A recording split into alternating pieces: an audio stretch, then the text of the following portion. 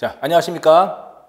우리 하이클래스 공무원학원 수험생 여러분 및 군무원 시험을 준비하는 모든 수험생 여러분들 반갑습니다.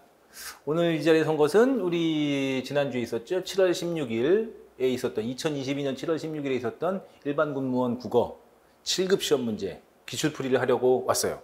9급은 좀 전에 앞에서 했어요. 7급 시험 문제를 풀이하려고 하고 그냥 이 자리에 섰고요. 이제부터 먼저 풀이할 것인데 풀이보다도 먼저 간단하게 이제 분석 및 총평 이야기하고 풀이의 세계로 들어가도록 할게요. 언제나 똑같이 출제되는 것이지만은 이번 군무원 국어 시험 7급도 아주 문제가 세련되게 잘 나왔어요. 정말 옛날에 이게 공개되기 이전이에요. 제가 군무원 9급 시험 문제는 예전부터 복원한 것이 많기 때문에 옛날 것부터 이렇게 표로 크게 보여드리는데 요거 이제 공개된 이후죠. 공개된 이후인데 이렇게 비교해 보려고 군무원 9급 시험엔 이렇게 나왔고 그 다음에 7급 시험엔 이렇게 나왔다는 걸 비교 분석해 보려고 이렇게 표를 같이 준비를 했어요. 2020년부터 이제 군무원 시험은 공개를 했죠. 이번 시험 문제에 대한 총평은 다음 화면에 넘어가면 이야기할 것이지만 어쨌든 전체적인 배열은 9급과 7급 마찬가지로 비문학에서 많이 냈다. 비문학에서. 쟁년, 재작년과는 좀 차이가 있어요. 이번에 비문학 시험 문제에서 많이 냈던 건데 예상되는 부분이 분명히 있어요. 앞에서 제가 9급 시험 문제 풀이해서 말씀드렸지만 이 공무원 시험 문제 출제의 목표라든가 그다음에 매뉴얼 이런 건 전혀 없거든요. 전혀 없는데 공무원 시험 문제 국어에서 아무래도 추구하는 역할 중에 하나는 뭐니 해도 원활하고 올바른 그런 의사소통 능력이 아닐까라고 봤을 때는 비문학 같은 것들을 많이 출제해야 되는 것은 당연한 일입니다. 근데 작년에 비해서 상당히 많이 출제가 되었고 특히나 9급하고 다르게 7급은 지문의 길이도 약간 좀 더 길어졌어요. 그런 것들을 주목해 볼 만한 문제이다. 그 다음에 9급에서는 이번에 어문 규정을 많이 냈지만은 이번에 7급 국어에서는 어문 규정을 줄이고 그 다음에 어문 규정이라는 것은 맞춤법 표준어예요. 문법을 많이 냈는데 문법이나 어문 규정이나 문법이나 전부 다 크게 보면 문법의 틀 안에 들어있기 때문에 문법을 많이 내는 것도 특징이다.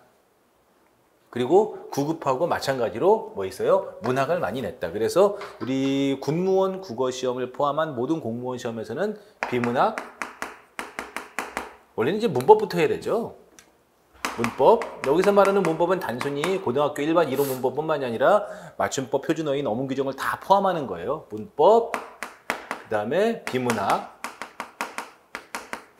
그 다음에 문학. 이렇게 3대장이 3대 단원이라고 했었죠. 이렇게 많이 출제가 되었다. 전체 내용 중에서 뭐 거의 상당수를 차지하고 있고 그 다음에 이번 시험은 작년하고도 마찬가지고 9급과도 마찬가지인데 한자어에서 주목할 만한 문제들이 좀 들어있었고 문제수도 좀 있고 특히나 한자 문제를 공부를 해야지만 한자 성어도 풀고 그 다음에 뭐 있어요? 어휘도 같이 공부할 수 있는 그런 것들이 좀 있어서 한자 공부가 좀 필수였죠. 어법과 생활국어라고 했는데 이번에는 9급하고 7급하고 공통적으로 어법은 출제하지 않고 생활국어는 이제 보면 화법, 말하기, 그 다음에 작문 이런 것들을 말하는데 이 9급에서 화법으로서 동의의 경률, 그렇죠? 공통성의 원리가 냈다면 이번에 9급에서는 작문을 냈어요. 거듭해서 말씀드리지만은 9급 시험 문제하고 7급 시험 문제는 하나예요. 크로스 하나고요. 9급 문제를 출제하시는 분이 7급 문제도 같이 출제하고 있는 현상을 이번에도 지극히 자연스럽게 보여주고 있는 것이기 때문에 7급 공부하시는 분들은 9급하고 다 같이 함께 묶어서 공부하는 거예요. 7급하고 9급의 차이는 전혀 없습니다. 전혀 없어요. 오히려 7급 문제가 9급보다 좀 더 쉽다고 보이는 경향을 이번에도 좀 보였어요. 한자는 제외. 이런 식으로 출제 비율이 있으니 여러분들 아무래도 이 풀이 강의는 이번에 2022년 시험을 보고 그 다음에 그 사람들이 분석해서 푸는 것은 잘 안 하죠. 만약에 가채점을 해본 다음에 점수가 좋으면 그런 사람들은 지금 이제 면접 준비, 자기소개서 준비 빨리 하세요 하고 있겠고 만약에 점수가 너무 낮아 그러면 뭐 있어요? 그냥 내년을 준비하면서 어떻게 할까? 또는 뭐 있어요? 다른 일을 하고 있겠죠. 그렇기 때문에 아마 이 풀이 강의를 보는 사람들은 2023년 시험을 준비하려는 새로운 수험생들이거나 아니면 재도전하려는 그런 수험생들로 놓고 봤을 때 뭐라고 할까? 이 표는 꼭 기억해 놓으시면 좋겠어요. 이 표는 이렇게 출제가 되는구나. 문학하고 문법, 비문학 많이 출제되는구나. 내가 그 부분을 잘할 수 있을까? 그런 부분을 이런 식으로 자기의 수준을 가늠해보고 자기의 위치를 좀 한번 점검해 본 다음에 내가 군무원 시험을 좀 준비할까? 라고 이제 보면은 어떻게 자기 스스로를 점검해 볼 때 되게 좋은 표이니 꼭 붙여놓고 생각해 보셔라. 이 표는 군기잡기라고도 하고 군무원 국어 기출문제집이거든요. 거기에는 좀 더 자세한 평, 그 다음에 우리 학원 홈페이지에 보면 이미 제가 올려놓은 총평 프린트 파일 이런 것들을 통해서 더 자세하게 설명을 볼 수가 있습니다. 총평 한번 보자고요. 총평. 2022년 군무원 7급 기출풀이에요. 9급은 9급에 대한 내용도 앞에서 설명을 했지만 다른 영상을 통해서 설명을 했지만 당연히 9급하고 7급은 같은 영역으로 보시면 돼요. 비문학, 문학, 문법 많이 출제됐고요. 비문학 지문이 길고 문제도 많이 출제된 것 7급이 특히나 더 두드러지지만 9급도 이것은 공통적인 현상이에요. 비문학은 한 달, 두 달 내에 단기간 집중 공부한다고 해서 절대 실력이 늘지 않아요. 비문학은 뭐가 되는 거예요? 긴 시간 동안 차근차근 공부해야 될 필요가 있죠. 이 공부라는 게 여러분들 공부하는 게 이렇게 보면은 다 똑같이 책상에 앉아서 책을 보고 강의를 보고 설명을 듣는 것이지만 아무래도 공부라는 게 좀 뭐랄까 종류가 좀 있어요. 예를 들어서 문법 같은 경우는 이해했으면 외우고 정리하고 이런 것들이 좀 있지만 비문학이나 문학같이 작품을 이해하고 지문을 해석하고 지문을 이해하는 그런 것들은 어차피 이 문학 작품은 또 나올 수 있겠구나. 하지만 비문학 이 지문은 똑같은 게 또 나온다는 보장이 없잖아요.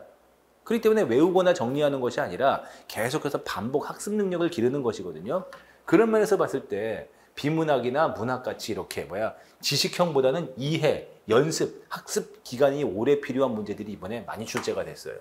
그것이 비문학이고 문학이죠.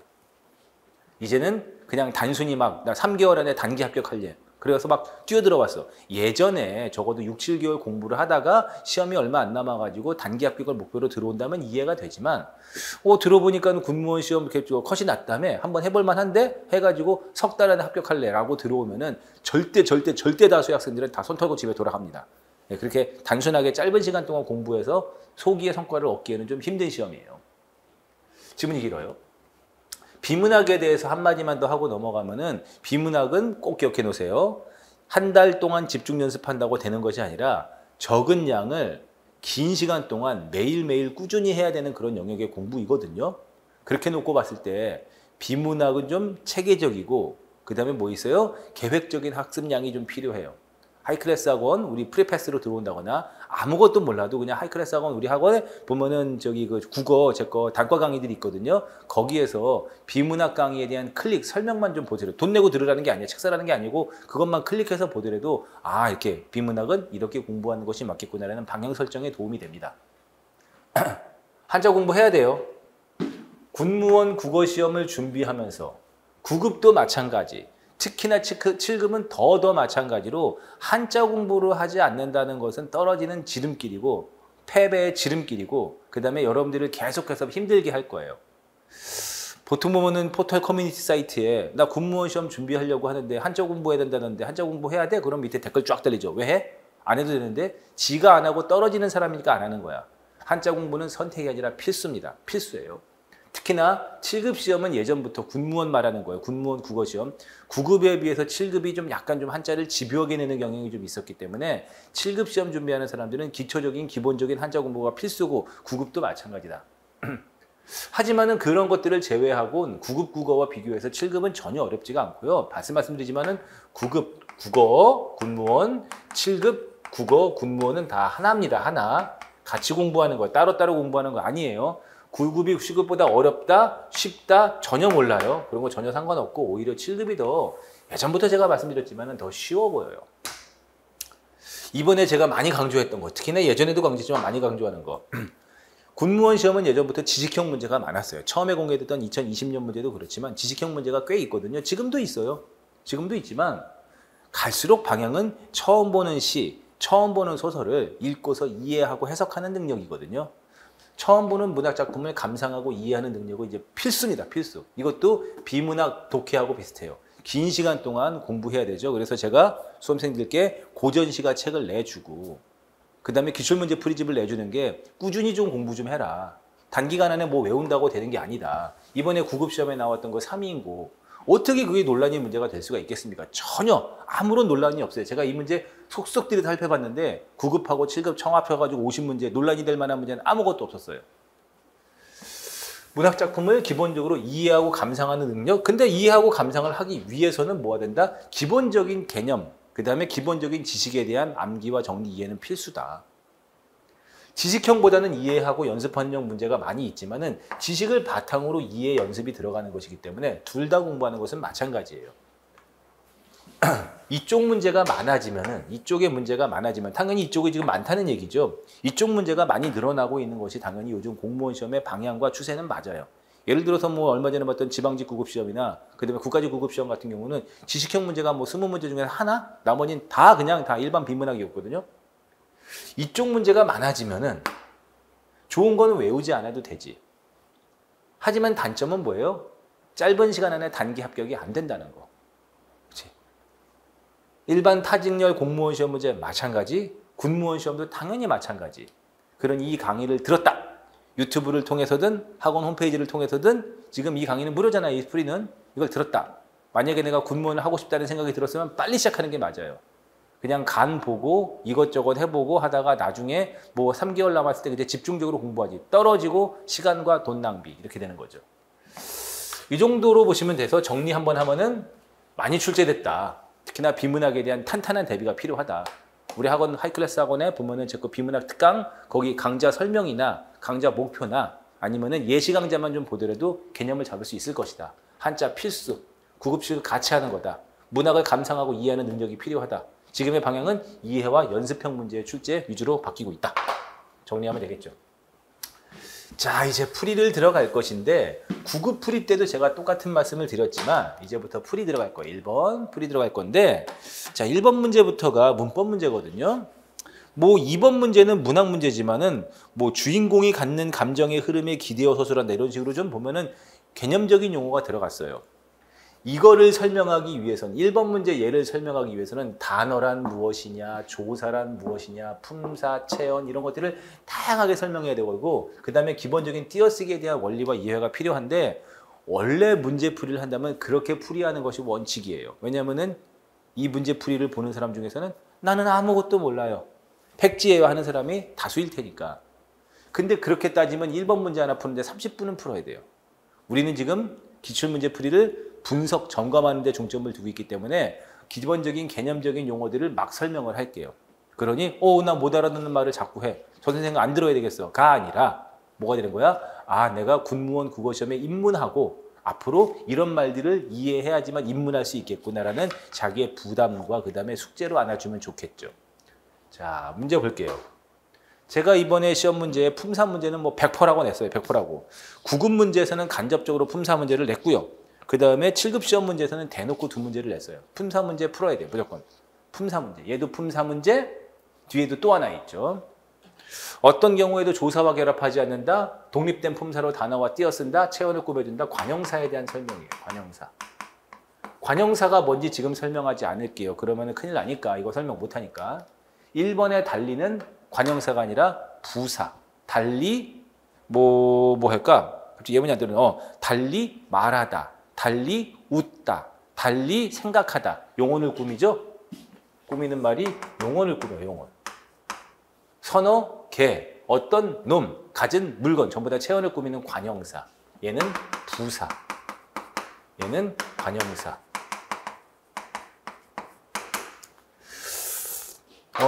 군무원 시험을 준비하는 커뮤니티 사이트에서 몇 개 글을 봤어요. 와, 1번 문제부터 이렇게 사전을 외워야만 물론 사전에 들어있는 등재되어 있는 거로 보면은 달리는 부사고 선어 어떤 가지는 관형사로 되어 있어요. 물론 또 한번 살펴보면은 어떤 녀석은 관형사 외에 다른 품사를 가지기도 하지만 기본적으로 관형사지만 달리는 부사로만 존재해요. 부사로만 존재하거든요. 자, 그러면 어떻게 할래요? 제가 커뮤니티 사이트 봤더니 처음 시험 문제부터 이렇게 사전을 외워야만 하는 문제, 군무원 시험 문제는 더럽고 지엽적이야. 진짜 막 큰일 났네. 가 아니라 달리 놀다, 달리 말하다. 용언 꾸미네. 선어 어떤 가지는 전부 다 선어 사람, 어떤 녀석, 가진 음식. 체언 꾸미네. 1번다. 1초 컷. 이걸 놓고서 어렵다고 말했던 사람은 아직 공부가 한참 덜 된 겁니다. 근데 이제 9급 시험 문제하고는 달리 이 7급 시험 문제는 이제 처음에 시작할 때 이렇게 단답형 문제를 하나 준 다음에 바로 지문으로 들어갔어요. 원래 군무원 시험의 특징은, 국어 시험의 특징은 1번 문제부터 한 6, 7번 문제까지가 단답형 문제가 쭉 이어지거든요. 근데 7급 시험 문제는 그렇지 않았어요. 대체로 이렇게 보면은 지문, 보기를 제시해가지고 좀 시간을 갉아먹는 형태의 문제를 취했죠. 문제는 어렵지가 않지만 그런 것들을 취한 것도 7급 시험 문제 이번에 특징이긴 해요. 이것도 내년에 이대로 이런 방향이 유지될 것이냐? 몰라요. 공무원 시험 문제는 방향이 정해진 게 없습니다. 생각해봐. 작년 같은 경우는 또 7급에서 업무 규정을 많이 냈는데 이번에 업무 규정 싹 줄였어. 모르는 거죠. 하지만은 비문학이 많아질 것은 예상할 수 있는 일이에요. 오상원의 유해라는 소설이에요. 오상원의 유해라는 소설. 전후소설이고요. 심리주의 소설이고 그 다음에 실존주의적인 소설이죠. 뭐 근데 그걸 몰라도 인물의 대화는 없어요. 일방적으로 누군가가 나에게 뭐 하고 있어? 빨리 나와! 라고 나를 끌어내려는 사람의 일방적인 대사만 있는 것이지 대화 없어요. 주인공의 행동, 경련을 일으킨다. 경련을 일으킨다. 행동, 기어올랐다. 쓰러졌다. 주인공의 행동을 통해 주제가 뭐? 그렇지 않죠. 그 다음에 3번, 인물 사이의 갈등 안 돼요. 이 사람하고 나하고 갈등은 안 돼요. 갈등이라는 것으로 다투고 대립하는 것인데 나는 지금 어딘가에 갇혀있고 누군가가 나를 끌어내려고 하고 있어요. 갈등 관계를 맺고 있지 않습니다. 라고 할 때 정답은 4번으로서 의식의 흐름 기법 소설이죠. 아, 끝나는 거야. 나의 생각. 차다. 난 생각이 없다. 경련을 일으킨다. 발자국 소리가 난다. 급기 어둠을 헤치고 흘러날지 아무런 동정도 없다. 어떤 일일까? 나의 생각. 의식의 착오일 것인가? 그리고 고함을 지르며 누군가가 나를 끌어내려고 했죠. 한 단음에 정신을 가다듬고 이런 식으로 의식의 흐름 기법. 의식의 흐름 기법에 따른 소설 내용의 전개로서 많이 했던 거죠. 이상의 날개, 그 다음에 오상원의 유해 이런 작품들. 최인훈의 광장은 마지막에 또 나왔어요. 의식의 흐름 기법에 의해서 내용이 전개되는 것으로 긴 얘기지만 한마디로 설명하면은 사건은 간단해요. 감옥에 갇혔다. 그 다음에 감옥 밖으로 끌려나간다. 행동이나 사건에 대한 내용은 간단하지만 그 상황에서 벌어지는 한 인간의 내면의 의식, 생각. 아, 어떻게 되는 것일까? 아무 생각도 없다. 조금 삐그덕거렸어. 동정도 없다. 어떤 일일까? 내 생각에, 사고에, 의식의 흐름에 따라 내용이 전개되고 그것이 주제를 갖다가 만들어내는 의식의 흐름 기법에 의한 소설, 실존주의 소설 오상원의 유해인 것이죠. 우리가 죽기 전에 남은 말은 죽기 전에 마지막에 남긴 말 유언. 그치? 유예는 나에게 남은 시간, 죽기까지 남은 시간. 이런 얘기로서 정답은 4번이죠. 4번. 화면 넘어가면 선택지가 있어서 4번 여러분들 체크하시면 되는데 오상원의 유해는 중요성이 있는 소설이니까 체크해 두시고 수학능력 시험에 출제되지 않았어요. 실존주의적 문학작품이죠. 실존주의라는 게 그래요. 이게 전후소설이거든요. 전쟁의 과정에서 주인공이 포로로 잡혔어요. 그리고 조금 있으면 사형당할 위기에 처해 있어요. 누구나 다 사형을 당할 수밖에 없어요. 내용은 그게 다예요. 포로로 왜 잡혔는지, 어떠한 상황에서 잡혔는지에 대한 설명도 없어요. 그냥 포로인 상황이고 감옥에 있다가 이제 끌려나가서 죽게 되는 것인데 그 사이에 일어나는 한 인간의 내면의 생각에, 사고에, 의식의 흐름의 내용을 전달해 나가는 것이 바로 실존주의적 문학작품의 의식의 흐름 기법에 의한 소설들이죠. 이상의 날개도 그래요. 그리고 최인훈의 광장에 보이는 그런 작품들의 일부 내용들도 그렇죠. 그렇잖아. 실존주의라는 거.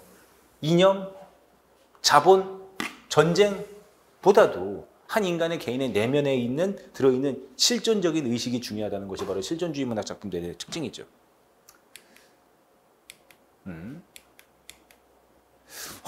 다음 화면에 한자 성어 있지만은 다시 한번 얘기합니다.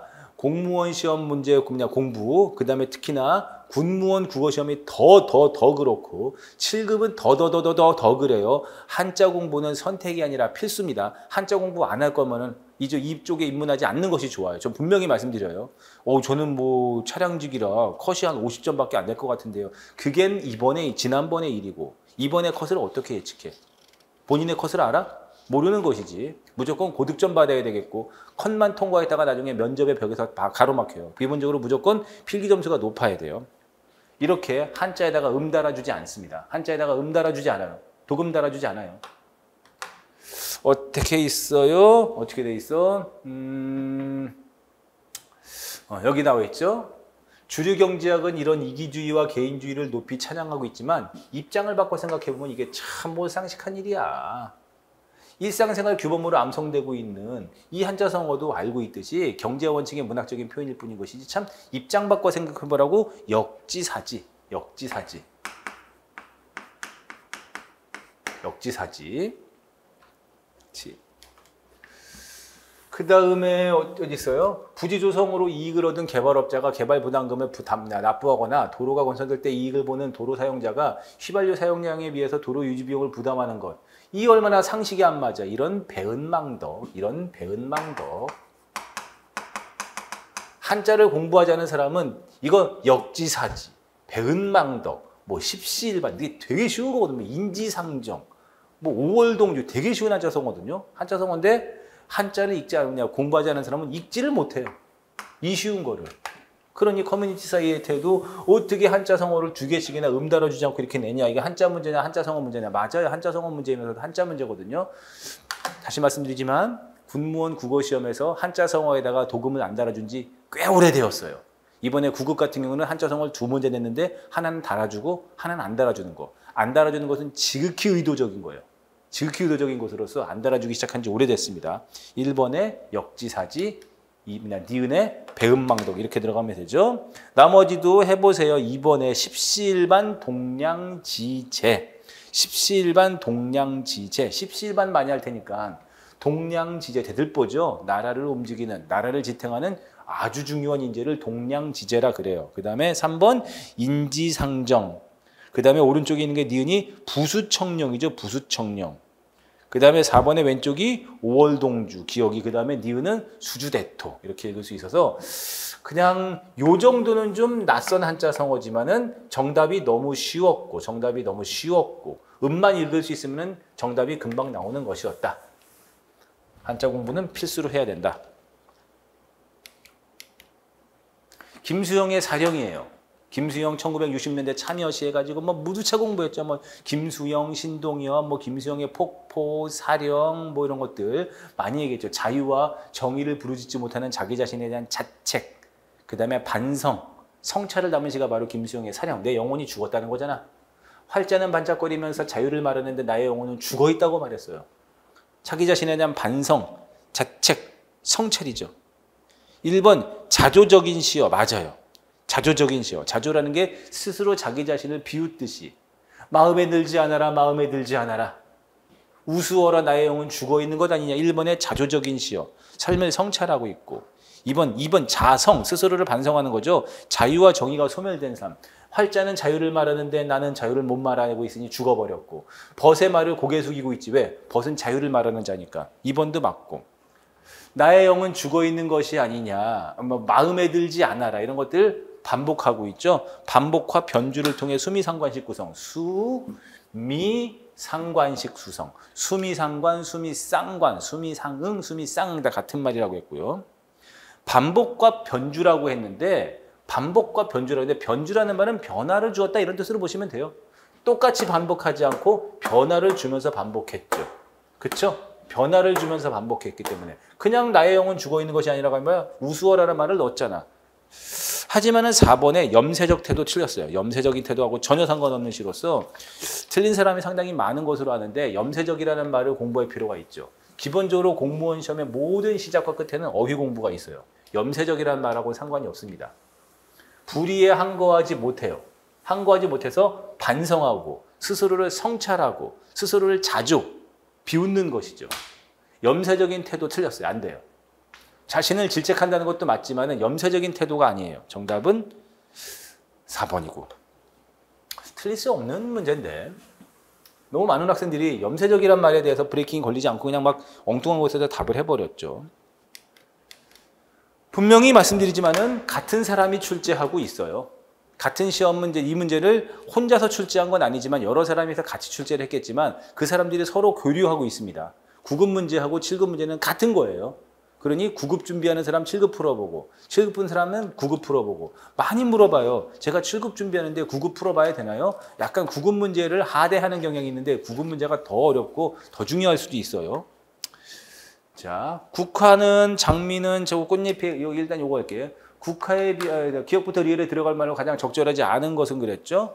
국화에 비하여 장미는 꽃잎의 크기가 작다 대조. 그러나 그것보다 적다 비교. 비교대조 맞죠? 니은 장미는 어여쁜 색시의 은장도와 같다. 장미의 꽃잎은 어여쁘지만 그것을 보호하기 위한 가시가 줄기에 있다. 줄기에 있다. 이건 뭐예요? 니은 맞지. 유추 맞죠? 장미는 은장도와 같아. 장미의 꽃잎이 예쁘지만 줄기가 있듯이. 그치? 줄기가 있듯이. 적용했죠. 장미와 은장도의 공통된 모습으로 장미의 특징을 유추하고 있어요. 유추 맞고요. 그 다음에 디귿 예시죠. 어린 왕자의 경우를 예로 들었기 때문에 예시고, 마지막에 분류라 그랬는데 제가 그랬죠. 분류가 있다 그랬어요. 분 나누는 거예요. 류로 나누고 석으로 나눈다고 그랬죠. 분류는 종류별로 나누는 거예요. 종류. 그래서 연예인, 의사, 군인, 공무원 전부 다, 운동선수 전부 다 직업을 분류한 것이고요. 분석은 구성 요소별로 나누는 거. 구성 요소별로.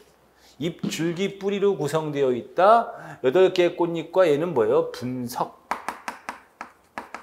얘는 분석. 뭐가 틀렸어요? 분류가 아니죠. 그렇죠?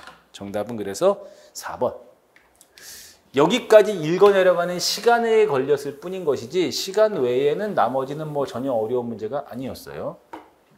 5번 문제까지도 좀 잘 가다가 이제 6번 하나씩 걸리죠. 우리 지난번에 앞에서 설명했던 9구 문제에서 마자 한자 찾기로처럼 이런 것도 6번 문제도 뭐 틀리라고 낸 문제라고 생각이 들어요. 하나씩 꼬박꼬박 있는 거. 항상 얘기하죠. 브레이킹이 걸리는 문제가 있다. 비문학 지문이 길어서 문학 작품이 너무 고전 문학이라 해석이 어려워서 땡판 모르는 거라서 이런 식으로 브레이킹이 걸리는 문제가 있다. 하지만 이 중에서도 기출에 많이 나왔던 거 얘는 좀 빼야지. 그치? 골막하다는 많이 나왔으니까 골막하다, 조금 모자란 듯하다, 가득 차지 않고 조금 모자란 듯하다, 얘는 좀 빼야죠. 요 하나는 좀 빼고 들어가야지. 옳은 거 찾는 거니까. 그 다음에 굼뜨다, 동뜨다 이 말도 좀 빼고 들어가야지. 요 중에서 골랐어야지 좋은 것이죠. 3번에다 고른 사람은 공무원 준비 안 됐어. 꽝. 4번 좀 그럴 수 있다. 1, 2번 중에서 골라서 틀렸다. 잘했어. 그 다음에 2번을 1, 2번 중에서 골라서 2번 답했어. 진짜 잘했어. 아무것도 모르겠는데 그냥 2번 찍었는데 맞췄어. 잘했어. 이게 공무원 바닥이죠. 어려운 게 하나씩 남아가지고 틀려라. 제가 얘기하죠. 이렇게 브레이킹이 걸리는 문제가 있어요. 지문이 너무 길거나 생판 모르는 거. 하지만 얘가 틀리더라도 여러분들의 합격에는 전혀 걸림돌은 없는 거예요. 알겠죠? 그렇기 때문에 너무 이런 거에 고통받지 말자. 늠름하다는 성격이 너그럽고 활달하다. 늠름하다, 성격이 너그럽고 활달하다. 머줍다는 둔하고 느리다. 골막하다는 가득 차지 않고 적당한 것이죠. 조금 모자란 듯하게. 그 다음에 동뜨다는 뭐가 된가? 훨씬 뛰어나다. 이렇게 보시면 딱 됐죠.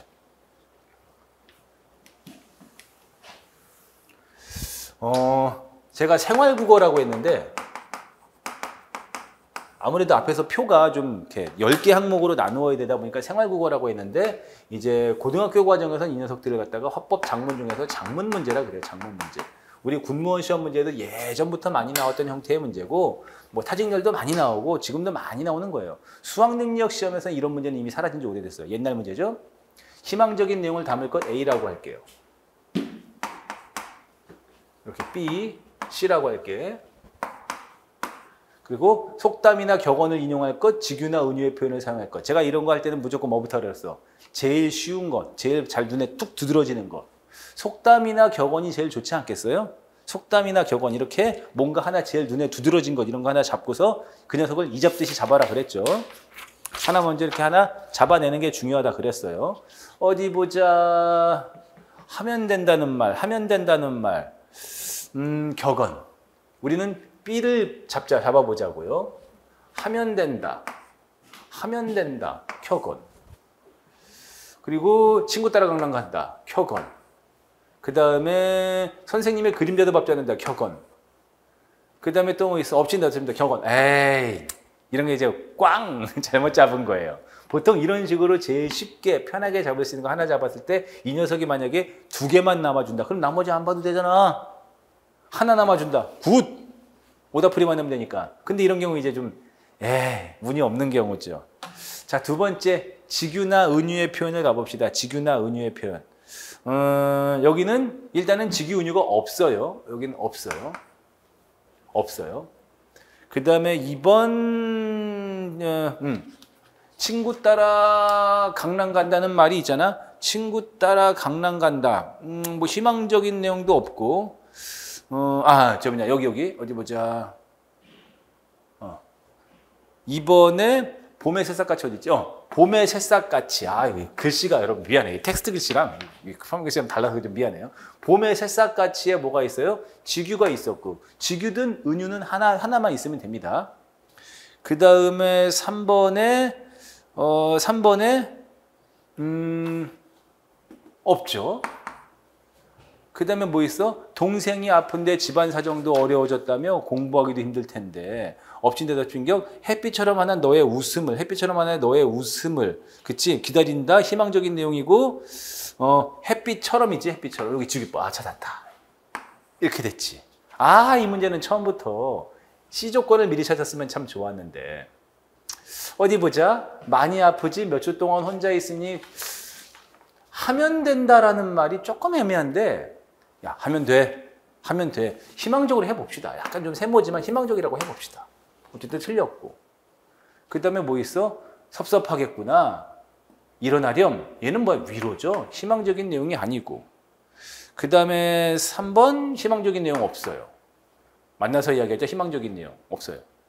야, 공부하기도 힘들 텐데 햇빛처럼 환한 너의 웃음을 다시 보고 싶다. 희망적인 내용. 이렇게 답인 거죠.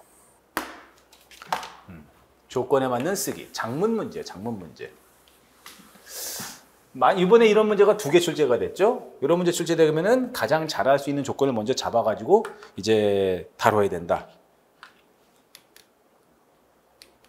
역시나 7급에는 이렇게 센 한자 문제가 하나씩은 들어가요. 저도 난이도를 상이라고 했어요.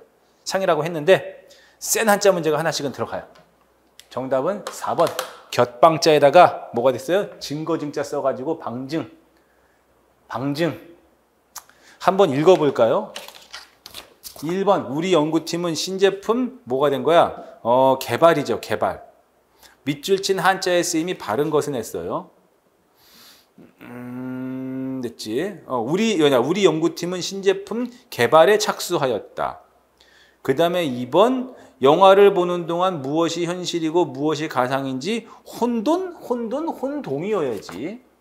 그 다음에 3번에 얘는 체제죠. 체계가 되어야 되는데. 그러니까 뭐야 있어? 얘는 뭐가 되어야 돼요? 지금 그냥 잘못됐네, 다 잘못됐네. 그리고 얘가 방증으로서 얘가 맞는 것이고. 분명히 말하지만 이렇게 7급 문제는 세고 어려운 한자 문제가 있기 때문에 7급 문제를 7급 시험에 국어를 준비하는 수험생들이 한자 공부 안 한다는 것은 있을 수가 없어요. 특히나 그리고 한자 공부를 하는 것이 얘 하나뿐만이 아니라 다른 데에도 계속 같이 써먹기 때문에 한자 공부는 다시 말씀드립니다. 선택이 아니라 필수예요. 필수. 1번 같은 경우는 개발이냐 엄밀히 말하면 이건 또 구별해서 써야 할 말로 볼 수도 있죠. 그 다음에 2번은 또 뭐 있어요? 혼돈이냐를 구별해서 써야 되는 것이고. 그 다음에 뭐 있어? 체여의의 개냐, 어의의 제냐. 요걸 갖다가 이제 구별해서 써야 될 말이고, 방증도 반증이라는 말하고 구별해서 써야 되는데 얘는 얘가 올바로 쓰인 그런 문제이죠. 8번.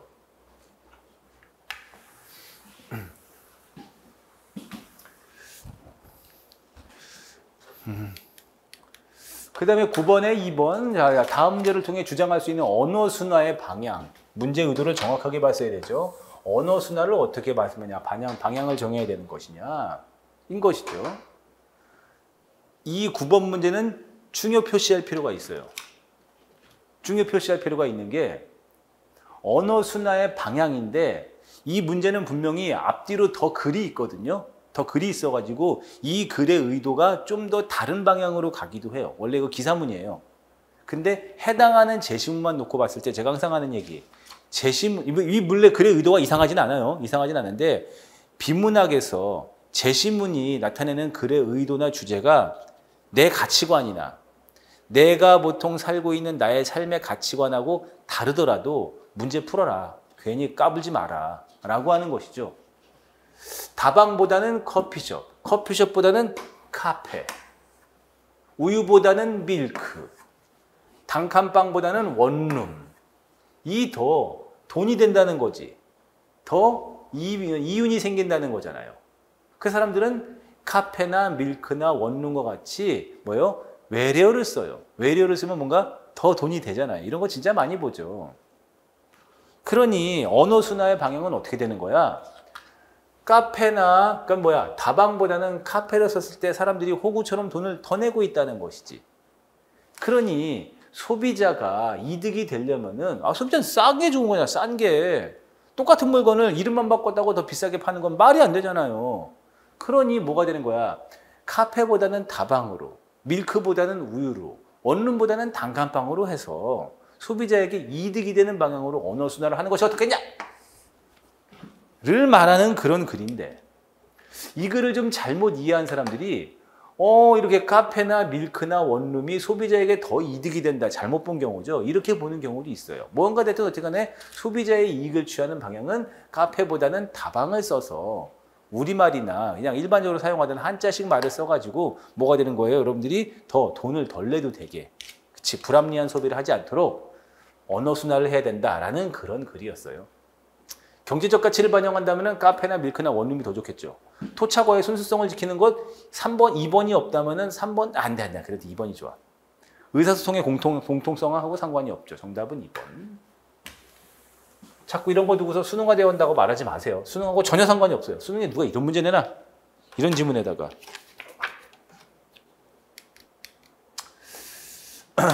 경제 주체들은 시장 제도를 적절히 설계하면 경제 주체들의 이익을 최대한 충족시키면서 시장 제도를 적절히 설계하면은 시장 주체들의 이익을 최대한 설계하면서 배분할 수 있는데 그거를 시장 설계라 그래요.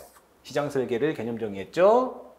그리고 시장 설계의 방법은 뭐 있어? 양방향 매칭이 있고, 그 다음에 뭐 있어? 단방향 매칭이 있고. 그러니까 뭐가 되는 거야? 시장 설계의 방법, 시장 설계의 방법과 종류 뭐 이렇게 정도. 정답은 1번. 재화 배분의 방법이 아니라 시장 설계의 방법. 어떤 종류의 방향으로 방법이냐 설계해야 된다. 양방향 매칭 또는 단방향 매칭으로. 매칭의 선택과 방법이 아니고 경제 주체하고도 상관이 없고. 정답은 1번이 글의 제목 주제. 글의 제목 주제.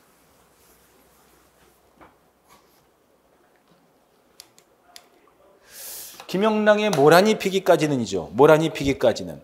김영랑의 모란이 피기, 기본적인 주제, 그냥 지식이 조금 있으면 좋아요. 김영랑의 모란이 피기까지는 순수시 이런 것들.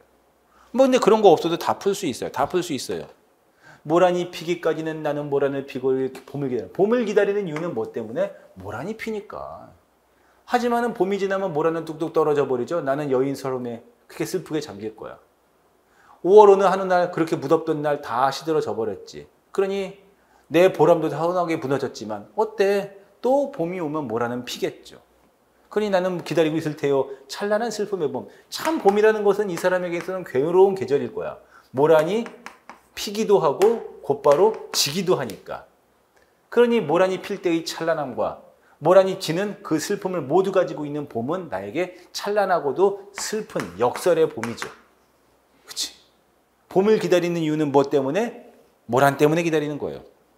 그러니 1번, 이 시는 기다림과 상실의 미학을 노래한 작품이다. 맞죠? 모란이 피기를 기다리고 모란이 지었을 때의 상실을 노래한 작품이고, 모란은 영원한 아름다움을 지니지 않아요. 안 돼요. 금방 집니다. 여기서 영원한 건 뭐만 있는 거야? 모란이 피기를 기다리는 나의 기대와 마음만 있는 것이죠. 화자는 모란이 지고 난 뒤 봄날의 상실감으로 인해 서름에 잠기지만 그 슬픔과 상실이 주는 역설적인 기다림. 그렇지 뭐야? 찬란한 슬픔의 봄. 화자는 모란의 아름다운 한 철만 볼 수 있는 것이기 때문에 찬란해서 그렇지. 11번 문제 중요 표시하세요. 앞에서 배웠던 2번 문제와도 같아요. 처음 보는 문학작품을 그 자리에서 이해하고 감상할 수 있는 문학작품 감상의 또는 해석의 능력이 필요하다고 수만 번, 수백 번 얘기했어요. 이제 그러한 것이 없이 문학을 그냥 지식형 암기형으로 짧은 시간에 공부하고 치우려고만 하면은 절대로 고득점이 나올 수가 없습니다. 12번 문제는 예전에 수학능력 시험에 나왔던 곳에서 말만 조금 바꾼 문제예요. 그냥 거의 그냥 똑같이 낸 것이죠. 하지만 뭐 이게 뭐 중요하나? 문장에 짜인 문제는 뭐 많이 나왔던 것이고, 밑줄 그어놓으세요. 문장의 구조, 2020년에는 문장의 확장 방식, 보통 고등학교 교과서에서는 문장의 짜임이라고 했었죠. 혼문장, 견문장, 아는 문장, 이어진 문장. 이어진 문장은 대등하게 이어진, 종속적으로 이어진, 또는 아는 문장은 명사절, 관형절, 부사절, 서술절, 인용절로 아는 문장, 이렇게 5개가 있었던 것이죠. 담징은 땀을 씻었다. 이마에 땀이 흐르다. 땀이 이마에 흐르다. 흐르는 땀에 가지고 있는 무슨 절? 관형절. 관형절. 그 다음에 그가 착한, 밑줄 그은 것만 얘기할게요. 그가 착한 사람이다. 그가 착한 사람임. 뭐예요? 무슨 절? 무슨 절? 명사절. 참고로 이따 문제에 있지만은 관형절이 무슨 역할? 관형어의 역할을 하고, 여기서는 명사절이 사람임을, 요거 보통 시험 문제는 이렇게 임까지만 긋는데 실제 시험지에도 을까지 그어놨어요. 이번에 시험 문제 가만히 보면 맞춤법 틀린 거 지문 되게 많아요. 근데 신경 쓰지 말자고. 여기까지 한다고 해서가 명사절이 아닌 것은 아니죠. 사람 임까지만 긋는 게 보통 일반적이지만 사람임을 했을 때는 뭐예요? 명사절이 여기서 무슨 역할? 목적어 역할. 그 다음에 그 사람은 잘난 척을 해. 그 사람은 아는 것이 없어. 뭐가 된 거야? 얘는 부사절. 어디 있어요? 아는 것 없이 잘난 척을 하니까 용언꿈이죠. 부사절이 무슨 역할? 부사어의 역할을 하고 있다. 이렇게 된 거지. 1번 모두 안긴 문장이다. 관형어, 목적어, 부사 역할을 한다. 기억의 밑줄 친 부분에는 주어가 나타나 있지 않은데 맞아요. 생략된 주어를 찾아요. 이거 수학능력 시험 그대로 똑같이 낸 거예요. 담징은 땀을 씻었다. 땀을 씻었다. 담징은 이마에 흐르다. 담징이 이마에 흐르다가 아니라 땀이 이마에 흐르다. 땀이 이마에 흐르다. 이거 관계관형절이죠. 땀이 이마에 흐르다라고 해서 얘의 생략된 주는 담징이 아니라 뭐야? 땀. 조사까지가 보통 문장 성분이니까 땀 이렇게 말하면 되겠죠. 니은의 밑줄 친 부분뿐만 아니라 그가 착한과 그가 착한 사람임을 모르는 도 안긴 문장이다. 그렇지. 그가 착하다. 그가 착하다. 착한 사람을 꾸미는 얘 무슨 절? 관형절. 어디까지? 여기까지만 밑줄 그으면 얘는 관형절. 그가 착한 사람임을 모른다. 모른다 해야 되는데 모른다. 얘만 밑줄 그으면 모르는 사람을 꾸미는 얘도 무슨 절? 얘도 관형절. 이런 식으로 여러 개의 절이 다 결합된 문장으로서 그가 착한과 그가 착한 사람임을 모르는까지 근다면은 안긴 문장이에요. 무슨 문장? 무슨 절로? 관형절로. 아낀 문장, 안긴 문장이다. 이렇게 말할 수 있죠. 조금 좀 어려웠죠? 난이도를 제가 상으로 붙여놨는데 그래도 뭐 이거는 선택지의 내용에 따라서 그냥 생각을 이어가면 되는 것이기 때문에 글쎄 저는 그냥 난이도는 그래도 문법 중에서는 상이라고 붙여놨지만 뭐 꾸준히 좀 착실하게 문법 공부를 했던 사람이라면은 이런 문제 이렇게 막히지는 않았을 거라고 생각이 들어요. 너무 어려워서 손을 못 댔다 이러지는 않을 거라고 생각이 듭니다.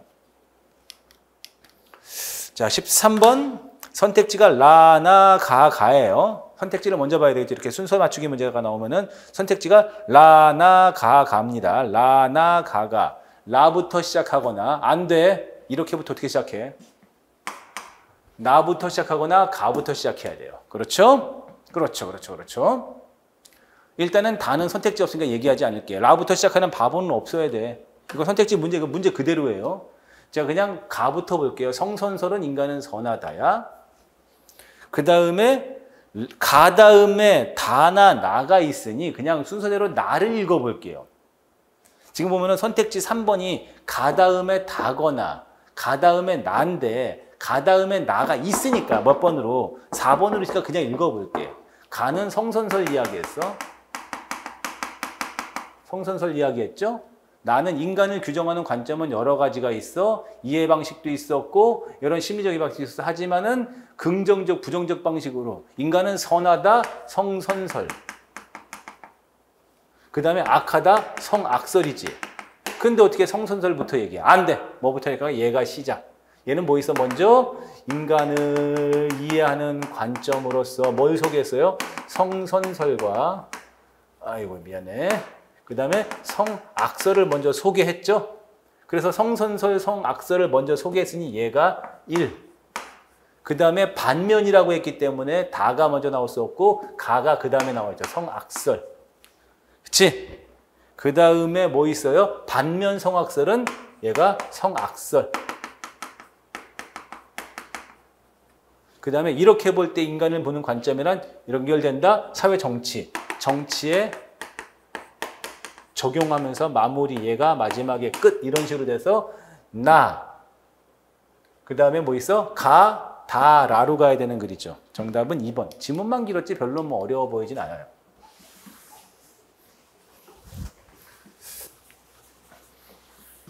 어려워 보이지 않다고 해서, 어렵지 않다고 해서 뭐 이상한 문제 아니에요. 정말 좋은 문제예요.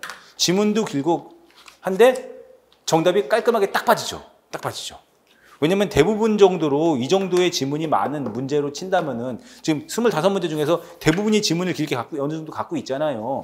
이런 문제로 본다면은 상당수 학생들이 시간을 좀 촉박해 할 것이기 때문에 문제 자체가 어렵지 않다 하더라도 지문을 가지고 있고 순서를 맞춰야 된다는 고통만으로도 이거는 충분히 좀 의미가 있는 문제입니다. 하지만은 문제 자체는 쉬웠기 때문에 난이도는 하로 박았어요. 이어령, 그 다음에 뭐 있어? 다음 밑줄 친 한자의 도금이 가장 옳지 않은 것은 7급 시험 공부하는데 이 정도 틀린다는 것은 난 있을 수 없다고 봐요. 그렇지? 이 정도 틀릴 수 있다고 난 안 된다고 봐요. 1번은 실책. 실책인데 선생님 질책은 이 사람들아 질책은 꾸짖을 질자를 이렇게 써야지. 그렇지? 꾸짖을 질자 써야지. 이게 질책, 꾸짖을 질자. 실책이 뭔지 몰라도 얘는 실책이거든요. 얘는 실책인데 실책이 뭔지 몰라도 얘가 질책은 아니지. 그치? 나는 예를 들어서 7급 시험 준비하는 사람들이 이 14번 문제를 손도 못 댔다는 것은 나는 동의할 수 없어요. 앞에서 했던 거, 앞에서 문제 나왔던 거, 예를 들어서 뭐 8번 문제 아까 이런 것들은 좀 어려울 수 있다고 생각이 들어요. 그 다음에 6번 문제 뭐 줍다 늠름하다 어려울 수 있다고 생각이 들어. 근데 얘를 7급 준비하는 사람이 손을 못 댔다라고 생각하는 건 나는 솔직히 동의할 수 없어요. 이건 어려운 문제가 아닙니다. 7급 준비하는 사람들한테는. 7급 준비하는 사람들한테 내가 한자 공부를 탄탄히 하라고 내가 처음부터 얘기했었죠. 한자 공부의 벽만 넘으면 7급은 9급보다 훨씬 쉽다. 로 말할 수 있다. 2번은 포착, 3번 피습, 4번 알선 넘어갑시다.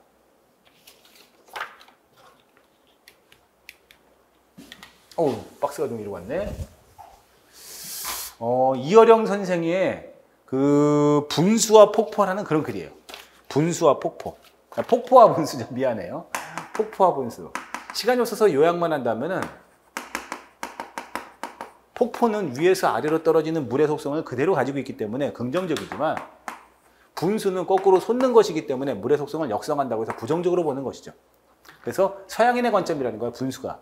뭔가를 갖다가 운명을 거역하고 지금이 그런 시대 아닌가 봐요. 막 보면은 뭐 유럽 막 40도 이상의 폭염에 막 산불에 전 세계가 지금 보면 자연재해로 막 기후 위기로 막 몸살을 앓고 있죠.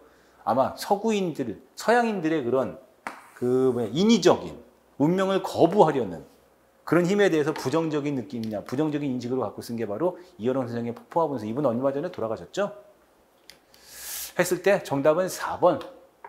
분수와 같은 운명에 대한 지속적인 긴장은 그 힘의 한계에 부딪히고 멈추고 만다. 분수와 같은 운명에 대한 지속적인 긴장은 그랬어요.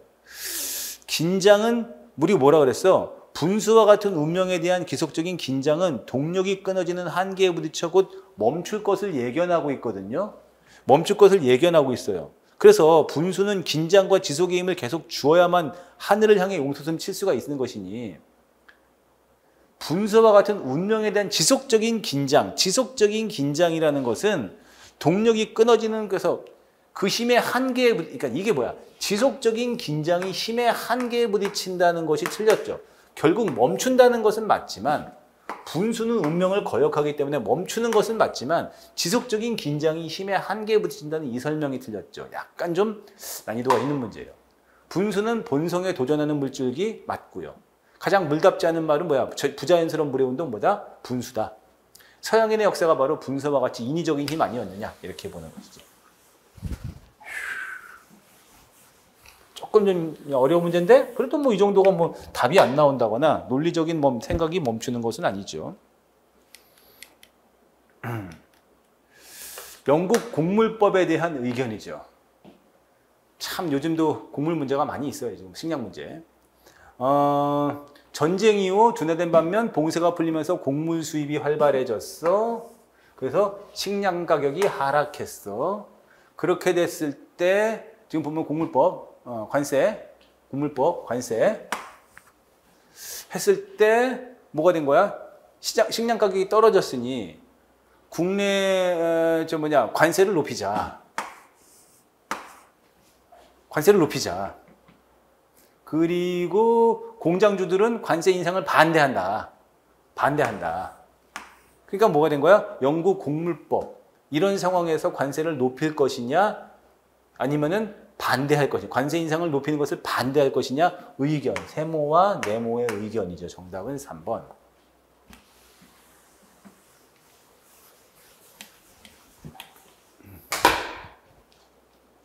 이번에 9급 문제도 그렇고 7급 문제도 그렇고 짧은 단문 하나 준 다음에 주제 찾기 문제를 상당히 많이 냈거든요. 주제 찾기, 제목 붙이기. 2023년 대비에는 집중 연습을 좀 해야 되겠어요. 집중 연습을. 자, 17번 수사라는 말을 썼죠. 수사, 명사, 대명사, 수사를 묶어서 체언이라고 하고 수사는 숫자. 사과 하나를 집었다. 사과 하나를 집었다. 하나 수사. 열의 세곱은 30이다. 열수사, 30수사. 그쵸? 열수사, 30수사. 어디 뭐 해설 보니까 헛소리 쓰고 있는데 새는 곱을 꾸미는 얘는 뭐예요? 관형사. 그 다음에 뭐 있어요? 곱은 한 배, 두 배, 세 배. 우리가 곱으로 먹죠? 할 때 이 곱은 뭐다? 명사. 그냥 명사. 동그라미 친 게 수사예요. 동그라미가 수사입니다. 그 다음에 한 사람도 할 때 한은 사람을 꾸미는 얘는 뭐 있다? 수관형사. 수관형사의 특징 이렇게 체언을 꾸미고 여기 사이에 절대로 조사가 들어가지 않는다고 정말 집중 연습을 했죠. 한의, 한도, 하늘 안 되죠. 수관형사 미안.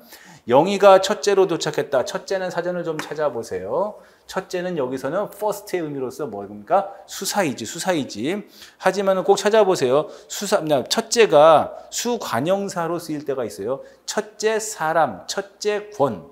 이럴 때는 수관형사고요. 그 다음에 여기는 수사로 쓰였고 어이구 우리 집 첫째가 이번에 1등을 했어 할 때 그 첫째는 맞이로서의 뜻으로서의 명사도 있어요. 얘는 뭐 있어요? 수사도 있고 첫째는 그 다음에 수관형사도 있고 수관형사는 그냥 관형사로 말해도 되죠.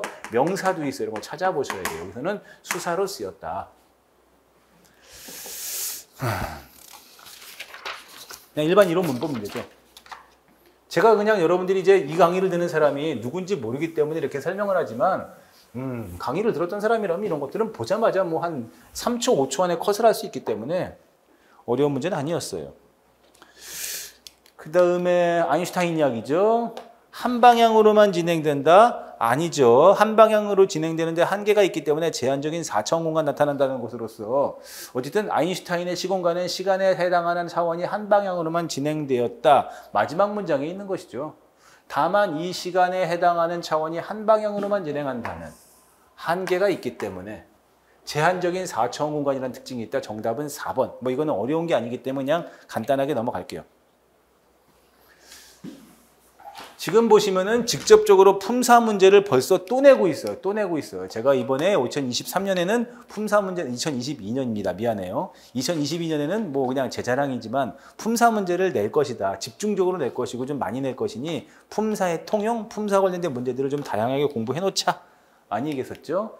그 사람은 잊었지만, 밑줄이 빠졌네. 그 밑줄이 이렇게 들어가야 돼. 그 다음에 여기 이었어요. 그 사람. 천년, 이 물건 할 때 전부 다 관형사. 근데 여기 이 사람의 뼈를 묻고 얘는 뭐예요? 얘는 대명사, 지시 대명사. 나머지는 전부 다 관형사. 관형사의 특징 1번 뭐다? 체언을 수식한다. 체언을 수식한다. 하지만 얘가 100만 배 중요하다 그랬지? 뭐 있어? 절대로 조사가 붙지 않는다. 그의 사람 안 돼. 천도년에 천을 안 돼. 이의 안 되고 하지만은 여기에 조사가 붙죠? 얘는 대명사. 지금 봐봐. 구급하고 똑같잖아. 걔를 같이 하고 있죠. 그리고 같은 7급 문제 내에서도 낸 걸 또 내고 있고. 같은 사람이 내는 것이고, 그 다음에 서로 문제를 같이 내는 사람들끼리 9급, 7급을 교류하고 있다는 거. 20번 문제는 지문을 좀 읽어야 돼. 이마의 개설신문학사죠. 저도 이 책이 있어요. 대학원 과정에서 샀어요. 학부 과정에서 안 샀고요. 석사 과정에서 사가지고 읽었던 책이에요. 임화라는 사람 하면은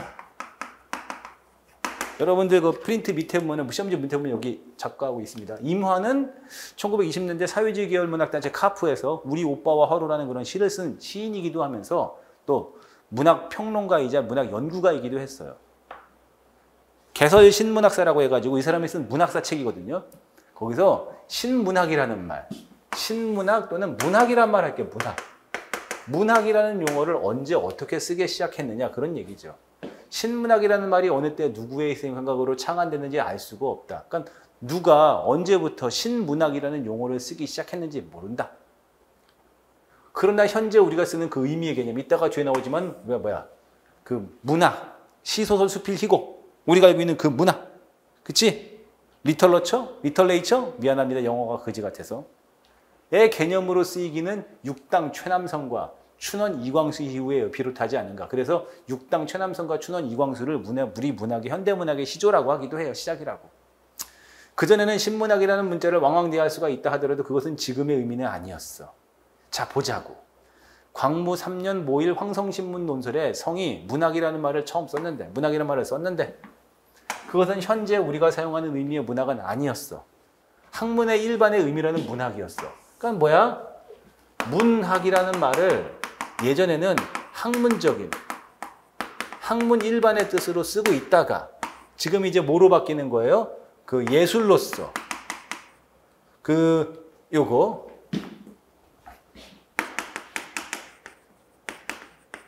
이걸로써 쓰이기 시작한 것이 누구? 육당과 그 다음에 춘원 이후부터다. 뭐 이런 식의 글이죠. 지금 우리로서 보면 실로 가소로운 혼동이다. 문학이라는 말이 옛날엔 이렇게 썼는데 혼동스러웠지만 지금으로 따지면 가소롭다. 왜? 지금 우리가 누가 문학을 이렇게 학문의 뜻으로서 문학을 쓰냐. 이런 것이죠. 1번 신문학이라는 말의 유래와 현재적 개념 서술하고 있다. 맞고. 2번 현재 신문학이라는 말은 신학문과 같은 말의 의미로 현재는 아니죠.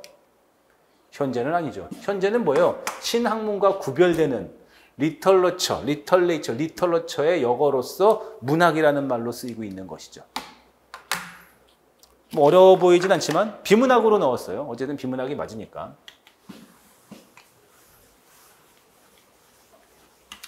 발음이 어떻게 하면 영어 발음이 리터레이처. 너무 무식한데? 미안해. 영어는 좀 무식해서 죄송합니다. 그 다음에 21번 얘는 뭐예요? 2번 국민은 지도자에게 자신의 모든 권리를 위임한다. 맞죠? 그렇죠? 왜? 국민이 무지했어. 그래서 계약에 선출된 능력 있는 대표자가 국민을 대신하는 것이 필요하다고 했어. 그게 바로 대의제야. 그래서 계몽된 의식을 가지고 국민을 대신하는 것이니 국민은 뭐가 된 거야? 모든 이번 예변에 자신의 모든 권리를 대의제 의원들에게 위임하는 것이겠죠. 약간의 추론 문제입니다. 추론 문제. 지도자는 국민 다수의 의견을 따라야 한다. 지도자는 국민 다수의 의견을 따르는 것이 아니라 뭐야? 국민 전체의 이익을 따르라 그랬어요. 국민 전체의 이익을 따르라 그랬죠. 2번 국민은 지도자에게 자신을 맡고 3번 성공적인 대의제를 위해서는 타고자를 지도자로 선택하는 국민의 자질을 아는데 지도자는 무식하다 그랬어. 지도자는 무지하고 성숙하지 못하다 그랬어요. 4번 국민은 지도자를 선택한 이후에도 다수결을 통해 다수자의 결정에 따라서 지속적인 태도를 안 된다 그랬어요. 지도자가 국민의 의견을 쫓아 자신의 판단을 단념하면 그것은 국민을 배신하는 거라고 했기 때문에 틀렸죠. 정답은 2번. 참 비문학 많이 냈죠? 참 비문학 문제를 공무원 시험 문제로 자꾸 내는 게 쉽지는 않은 일인데 많이 내는 걸 보면은 진짜 신경 많이 쓴 문제예요. 오세영의 열매 제목 보시고 처음 보는 시를 감상할 수 있어야 되고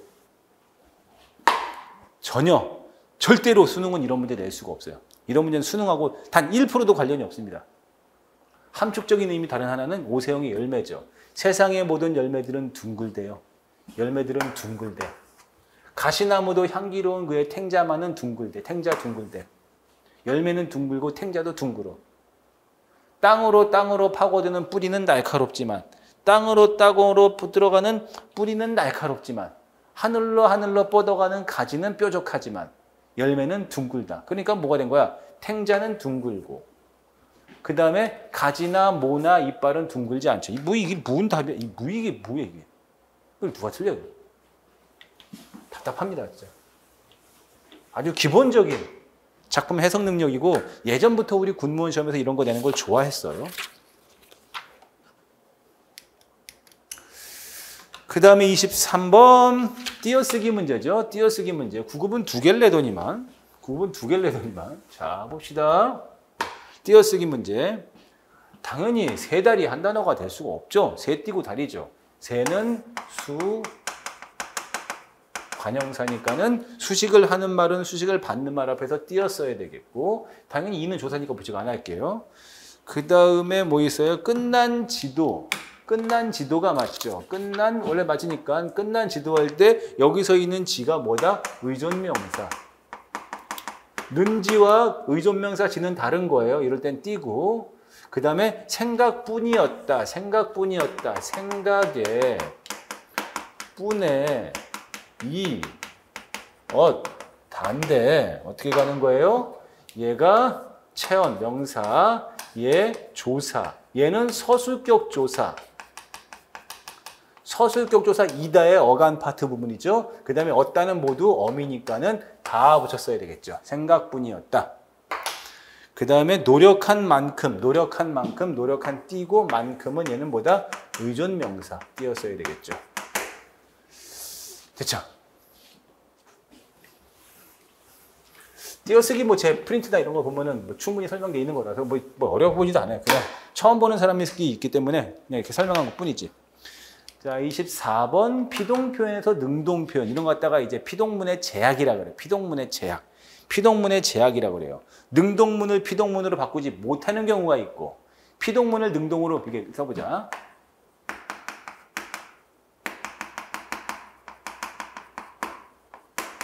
기본적으로 피동 표현에 제약이 있어요. 피동은 당하는 거, 능동은 적극적으로 하는 것이죠. 그 문제가 어떤 수학자에 의해 풀렸다. 얘는 피동인데 얘를 능동으로 바꾸면은 수학자가 그 문제를 풀었다. 능동 표현이 되죠. 그 책은 많은 사람들에게 읽혔다. 많은 사람들이 그 책을 읽었다 하면은 피동 표현이 능동 표현이 되죠. 아이가 어머니에게 안겼다. 피동인데 어머니가 아이를 안았다. 아이가 어머니 안았다 하지 말고 어머니가 아이를 안았다. 능동 표현이 되지만 4번에 철수가 감기에 걸렸다는 피동 표현 맞아요. 피동 표현 맞는데 철수가 감기를 걸다. 감기가 철수를 걸다. 안 되죠. 이런 걸 피동 표현의 제약이라고 그래요. 얘는 능동문으로 바꿀 수가 없어요. 능동문을 피동문으로 못 바꾸는 경우 있어요. 영희가 책을 읽었다. 책이 영희에게 읽혔다. 이거 안 돼요. 피동문의 제약. 첫 번째 뭐 있다? 뭐 있어? 능동이 피동으로 안 되는 경우. 다시 한번 말하지만은 영희가 책을 읽었다. 책이 영희에게 읽혔다. 안 돼요. 철수가 꾸중을 들었다. 꾸중이 철수에게 들었다. 안 돼요. 이렇게. 두 번째, 피동 표현을 능동으로 바꿀 수가 없는 경우가 있어요. 대표적인 게 이런 거죠. 철수가 감기에 걸렸다. 감기가 철수를 걸었다. 안 돼요. 열매가 배나무에 열렸다. 배나무가 열매를 열었다. 안 돼요. 날씨가 많이 풀렸다. 날씨를 풀었다. 안 되죠. 이런 식으로. 그 다음에 또 하나가 뭐 있냐면 같이 해둬야 돼요. 이거 강의 시간에 여러 번 강조한 거예요. 이중피동, 되어졌다, 잡혀지다 이런 거. 이중피동은 쓰면 안 되는 피동 표현의 제약이라고 하죠. 정답은 3번.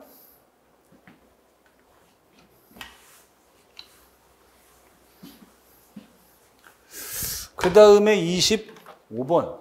마지막 문제인데 이제 최인훈의 광장 들어갔어요. 상당히 좀 어려울 수가 있었죠. 어려웠죠. 상당히 어려웠고 지문도 길었는데 일단 난 이거 문제를 당연히 강사로서 그 문제를 이렇게 해설하거나 할 때는 그 학생들의 그런 반응을 봐요. 학생들이 문제를 어떻게 대했나, 어려워했나. 당연히 많이 어려워했고 또 지문도 굉장히 길었고 그래도 이게 최인훈의 광장은 뭐 타직렬이나 우리직렬 시험에 여러 번 나왔었고 우리직렬 시험에도 나왔었고 타직렬로 여러 번 나왔었고 뭐 수학능력 시험 강의 중에도 한 10대 번 언급한 거니까 그리고 또 대표적인 가장 많이 언급하는 그런 지문이잖아요. 인용하는 지문.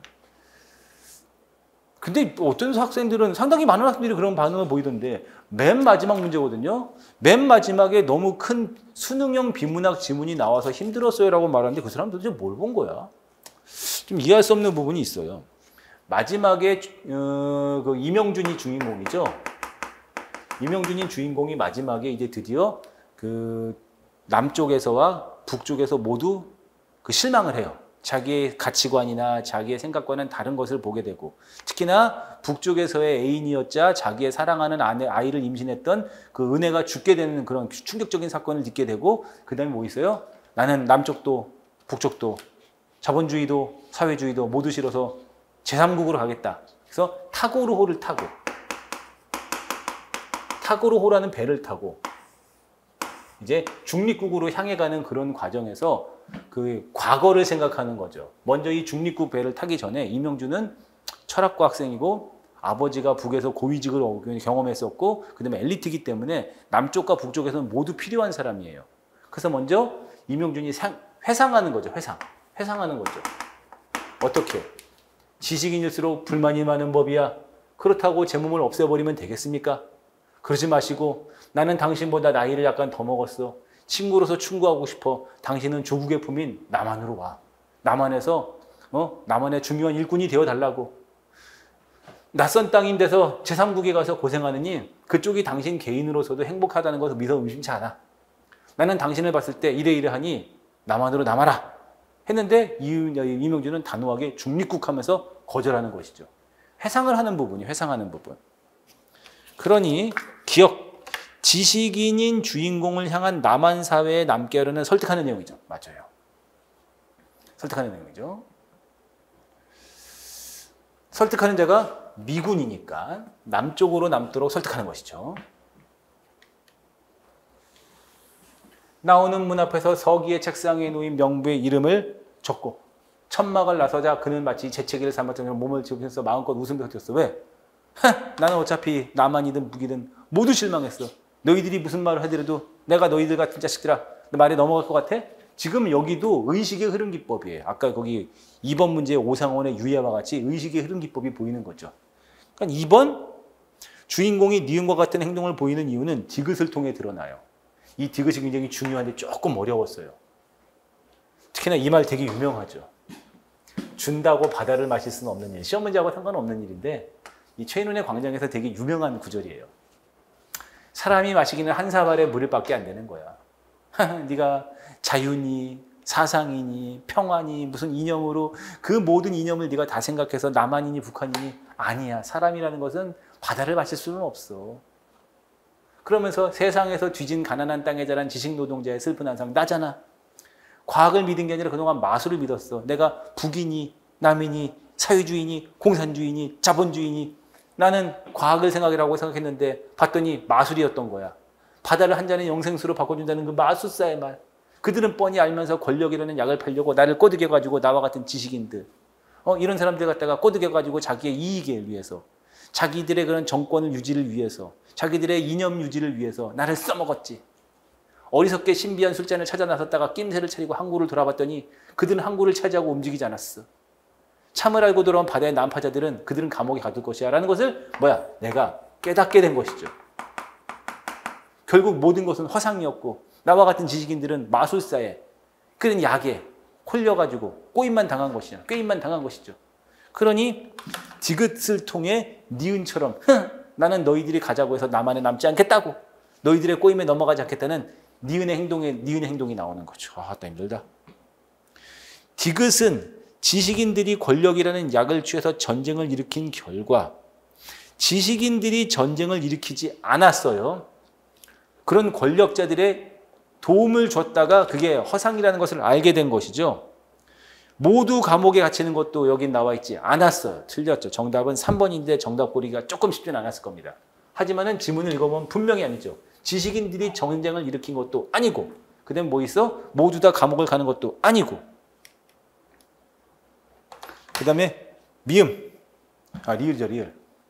대일 언덕 없는 난파꾼은 항구를 잊어버리기를 하고 물결 따라 너단다. 나죠. 환상의 술에 취해보지 못한 섬에 닿기를 바라며, 그 내가 할 그 제3국인 곳은 환상의 술에 취해보지 못한 섬이온 거잖아. 나는 거기서 내 마지막 삶을 살아보고 싶어라고 해서 타고로를 타고 제3국으로 향하는, 마지막에 4번 주인공이 중립국을 선택한 이유는 리을에서 난파꾼에 비유된 지식인의 허무감이 디귿에서 언급했던 환상에 대한 회의감 때문인 것이지. 그리고 이렇게 된 거지. 여기 보면 이제 은혜에 대한 그런 죽은 은혜에 대한 이야기를 하고, 결말은 어떻게 돼요? 정답은 어쨌든 3번. 결말은 어떻게 돼요? 정확하게 뛰어들어 죽었다 이렇게 나오진 않지만, 아까 가판 위에 있던 그 청년 어디 갔어? 없어졌어. 우리가 누구나 상상하듯이 이명주는 그 타고르호에서 그 바다로 뛰어들어 자살을 결심하는, 이 자살을 행동하게 되는 그런 내용으로 결말은 나게 되는 것이죠. 정답은 3번. 조금 어려웠지만 지문이 길다. 아무래도 2023년 대비할 때는 이렇게 좀 긴 소설들 많이 좀 읽게 해봐야 되겠어요. 이렇게 지문이 길게 냈으니까. 어쨌든 냈으니까. 자, 어때요? 여러분들 7급 문제 다 풀었고, 이렇게 7급 문제도 9급과 같이 총평이 있으니까 한 번 더 읽어보시면 되고. 어려우셨나요? 어렵지 않습니다. 국어 얘기하는 거예요, 국어. 여러분들이 노력한 만큼, 시간과 정성과 노력을 투자한 만큼 성적은 나오는 거라고 분명히 믿어 의심치 않고, 2020년 시험 문제가 공개된 이후부터 계속 그러하고 있고, 2022년 시험은 더 그렇게 바뀌었어요. 그러니 군무원 시험을 준비하려는 수험생들 열심히 할 자신 있습니까? 준비되었어요? 그러면은 도전하세요. 여러분들의 노력이 결코 헛되지 않을 것입니다. 애쓰셨고요. 이제 본 강의에서 만나도록 하겠습니다.